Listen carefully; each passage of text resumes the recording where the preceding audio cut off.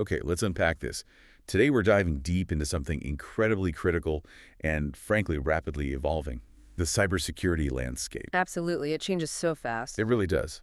Our intel for today's dive comes from Radware's 2025 Global Threat Analysis Report. It's a really thorough look into global network and application attack trends from, well, all of 2024. Yeah, it covers a lot of It ground. does. And our mission here is basically to pull out the most important nuggets of knowledge, the key insights from this report, and kind of give you a shortcut to being really well informed about the digital world you're navigating. A necessary shortcut these days. Definitely. And right from the executive summary, the message is pretty stark. 2024 saw a sharp escalation, both in how often attacks happened and how sophisticated they got. Right. And distributed denial of service, DDoS incidents, really led the charge, often fueled by, major geopolitical events. And what's really striking is how the report then breaks down this complex landscape into 5 key areas that are all connected. So we'll be looking at the DDoS threat landscape itself, how it's evolving. Then there's the big role of hacktivism and these surprising alliances that are forming. Alliances, interesting. Yeah. And then the ongoing surge in web application and API threats, the whole problem of bad bots. Which seem to be everywhere. They are. And finally, the huge impact of AI in cybercrime. And these aren't just like technical things for tech people. These are trends impacting everyone, every organization. Your own digital security, ultimately. Exactly. So, okay, let's talk numbers then. What does this escalation actually look like in the data? What was the most sort of dramatic shift you saw, and why is it so alarming? Well, for web DDoS attacks, the numbers are just wow. Yeah. A 548.79% increase year over year compared to 2023. 548%. Yeah, think about that. More than a 5-fold increase in 1 year. That's not just a bump. No, it really suggests a fundamental shift. Like high-intensity, large-scale attacks are just becoming the new normal.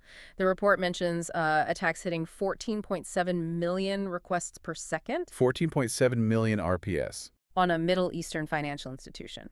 Or another big one getting hit with 16 million RPS. Incredible volumes. Right. And this shift means that web DDoS attacks over 1 million RPS made up 4.4% of incidents in 2024. That's up from less than 2% just the year before. So, unequivocally bigger and more frequent. No question. And it's not just about that raw volume, is it? What about network DDoS? Are they, following the same kind of path? They are, but maybe with a stealthier twist. For network DDoS in 2024, the average attack volume per customer doubled. That's a 120% rise. Doubled. Okay. And the average time they lasted, up 37%. But what's really insidious, I think, is the rise of these low and slow attacks. Low and slow. What does that mean exactly? It means they're designed to evade detection, to fly under the radar. These increased by 38%, and they lasted, on average, 9.7 hours in 2024. Wow, nearly 10 hours. Yeah, which is more than double their average duration in 2023, which was about 4.6 hours. So think of it like 1,000 tiny pinpricks instead of one big punch, designed to just wear down defenses over time. Making them harder to spot until it's too late. Exactly. And method-wise, UDP and DNS amplification attacks were still the big ones for volume. DNS amplification alone, that was 65% of all these amplification attacks. Right, the whole sending a small request and getting a massive response back aimed at the target. You got it, like tricking the post office, as you said. So if these attacks are designed to slip past defenses, what's the real-world impact? Are traditional defenses kind of becoming obsolete? Do we need new ways of thinking about security? It certainly calls for more adaptive defense, not just static walls, because they are designed to get around the simple stuff. And adding to that concern, those low and slow attacks, or even the big ones, their power isn't just for the super skilled anymore, is it? The report talks about this democratization of attacks. That's a huge point, yeah. Mm. The rise of DDoS for hire services has just crashed the technical barrier to entry. So anyone can launch one. Almost. Yeah. It's not just about sophisticated state actors anymore. It broadens the threat landscape to include, well, almost anyone with a grudge and a credit card, practically. That's alarming. It is. Causing major digital disruption is easier than ever. And it makes things like insider threats even trickier to handle. Okay, so where are these attacks happening most? Geographically. Well, for web DDoS, it's still mainly Europe, the Middle East, and Africa. EMEA. That accounted for 78% of global incidents, and you can often draw lines straight to political tensions there. Makes sense. And network DDoS. For network attacks, European organizations got hit the most, 44.5% of the global volume. North America was second, about 21%. Okay. But here's a really interesting bit. The United States turned out to be both the top attacker country and the top target country for network traffic. Wait, attacker and target, how does that work? It means a lot of the attack volume actually came from infrastructure and bots located inside the U.S. targeting U.S. organizations. Huh.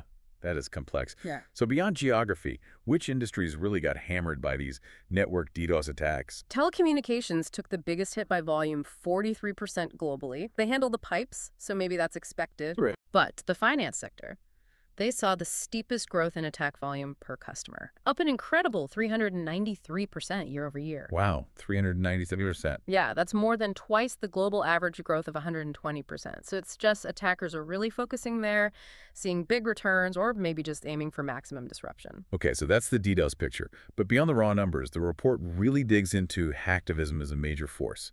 Here's where it gets really interesting. Why was hacktivism such a big deal in 2024? Well, it became a leading driver mainly because it's fueled directly by political and ideological conflicts, and, the global climate was pretty tense. Understatement, yeah. We saw a 20% jump in claimed DDoS attacks just announced on Telegram compared to 2023.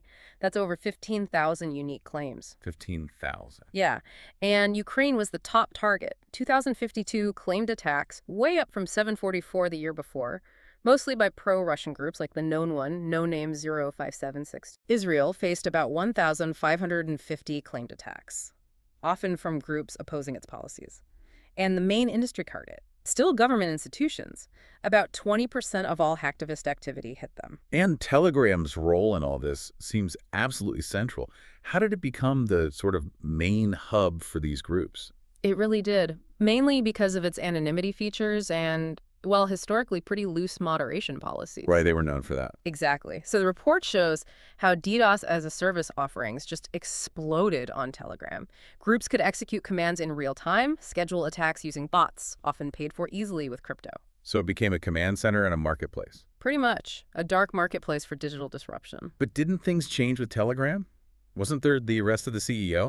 Yes. That was a critical point. The report details a really significant shift after Pavel Durov's arrest in August 2024. What kind of shift? Suddenly, massive data sharing with authorities. Like 900 U.S. government requests were fulfilled in the second half of 2024. Before September 30th was only 14. Ever. Wow, that's a huge turnaround. Huge. And the EU started restricting certain channels too. But here's a wild detail. Some big hacktivist channels got banned, apparently not by Telegram itself, but by rival groups using ban spamming attacks. So hacktivists attacking other hacktivists to get them kicked off. Seems like it. It shows this really dynamic, almost internal conflict going on. And it suggests these groups are super adaptive. They might get pushed off one platform. But they'll just find another. The motivation is still there. Precisely. And it's not just individual groups adapting. We're seeing them team up, right? Forming strategic alliances, even though they were often seen as lone wolves before. Why is that significant? Oh, it's critically significant. Because these alliances boost their capabilities massively. How so? By pooling resources, sharing know-how, coordinating efforts, they can launch much more sophisticated attacks. Multi-vector, bigger scale, it just amplifies their impact. Any examples? Yeah, the report mentions no name Avalaz 0516 partnering up with the Cyber Army of Russia Reborn. And this Holy League formed in July 2024, which brought together pro-Russian and pro-Palestinian hacktivists. Interesting combination. It shows a kind of maturing, maybe even a professionalizing within that whole hacktivist world, moving from just isolated hits to more coordinated campaigns. Definitely a formidable new front. But okay, shifting gears slightly. While that's happening, another threat is just relentlessly growing. Yeah. Attacks on web applications and APIs. What's the story there? Yeah, that continued its rapid expansion. A 41% increase over 2023. 41%. Still huge. Still huge. And vulnerability exploitation, still the #1 attack type. That made up a third of all malicious requests hitting web apps. And APIs specifically seem like a big target. They really are, because they're everywhere now, and they're automated by nature, which attackers love. The report specifically calls out shadow APIs. Shadow APIs. Yeah, ones that maybe aren't documented properly or nobody really owns them, and zombie APIs, old ones, not maintained, maybe forgotten. Ah, okay. Like digital skeletons in the closet. Exactly. But they're still potentially connected, still vulnerable. These unmanaged endpoints create massive blind spots for security teams. They're like perfect hidden back doors for sneaking data out undetected. That sounds like a security team's worst nightmare. Realistically, how good are organizations at even finding these shadow and zombie APIs, let alone securing them? It's a major challenge. It requires really diligent discovery and inventory processes, which, isn't always prioritized. Right. And speaking of automation getting exploited, the bad bot threat. The report says malicious transactions by these bots grew 35% in 2024, and they made up 71% of all bot traffic. 71%. Yeah. It means most of the non-human traffic online is actually hostile or unwanted. That's kind of depressing. It is. And it's not just a nuisance, right? It messes with everything. Online ads, pricing, scraping competitive info. Yeah. Businesses have to spend a ton just filtering out this malicious noise. What are these bad bots actually doing? All sorts of things. Trying to take over accounts, committing fraud, scraping websites bare, spreading fake news or propaganda. The usual suspects. Where are they hitting most? Geographically, North America was the biggest target region, got about 50% of all the bad bot transactions. Have it. Yeah. And there's a new wrinkle emerging: gray bots. Gray bots. Not good or bad. Well, they're sophisticated, often AI-driven bots that aggressively scrape data, usually to train AI models, but often without any clear permission from the website owner. It's like a digital land grab for training data. Which connects directly to AI then. This dual impact AI is having on data scraping and even how search engines work, right? SEO is changing because of it. Exactly. The whole SEO landscape is kind of shifting to optimize content not just for humans, but for AI crawlers. And this creates all sorts of ethical knots and operational problems for data owners. Yeah, how do you protect your data but still let the good AI find you? That's the dilemma. You want to be discoverable by AI and not exploited by it. Which brings us squarely to AI's role in cybercrime itself. The report calls it a game changer. From your perspective, what makes AI so transformative for the attackers right now? Well, AI gives attackers adaptive self-learning capabilities. It's not just about manual trial and error anymore. Right. AI lets them constantly test defenses, find weaknesses automatically, and then deploy customized attacks, customized malware at a speed we just haven't seen before. Like a hacker that never sleeps and learns instantly. Pretty much. And can generate millions of phishing email variations in seconds, making them harder to filter. Or create convincing deepfakes.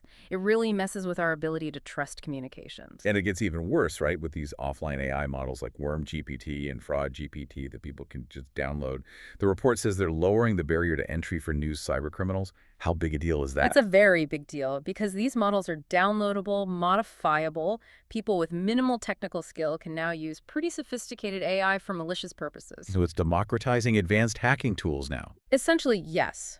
There was a bug crowd study mentioned in the report. Found 71% of hackers felt AI boosted the value of hacking in 2024. 71%. Yeah, up from just 21% the year before. That's a massive jump in perception.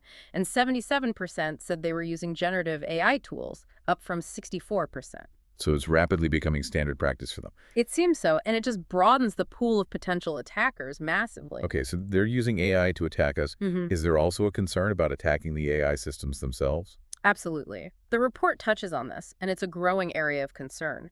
Things like manipulating the training data an AI learns from. Poisoning the well, basically. Exactly. Or finding ways to force the AI to behave unexpectedly, generate flawed results, or just crash. If AI is making critical decisions or generating important content, messing with it could be disastrous. Undermining trust in AI itself. Right. It affects data integrity, decision-making, even brand reputation if your AI starts saying crazy things. It's definitely a new frontier of vulnerability we need to watch. So let's try to bring this all together. The Radware report paints a really clear picture for 2024. Cyber threats aren't just growing. They're getting smarter, faster, better at getting around the old defenses. Yeah, the trajectory is undeniable. And we're seeing this mix of political motives, advanced tech like AI, and just plain old criminal innovation, creating this incredibly dynamic, challenging environment. That's a good summary. And the report's conclusion really hammers home that organizations can't just rely on one thing. They need layered protection. Right. They need ongoing risk assessments, good cyber threat intelligence, and crucially, educating employees, because the human element is still key. So it's not just about reacting, but understanding the trends. Exactly. Understanding the underlying trends and trying to anticipate what's coming next. You know, if we connect this to the bigger picture, the speed of this evolution, especially with AI in the mix, it means the best defense isn't just the tools you buy. What is it then? It's about the knowledge you keep acquiring. It's about staying curious and asking the tough questions about what might be around the corner. That's a great point. Continuous learning as a defense strategy. Couldn't have said it better. So what does this all mean for you, our listener? And what stands out to you from today's deep dive? How might these trends impact your own digital footprint, or maybe the industries you work in or interact with? Definitely something to think about as you navigate your own corner of the digital world.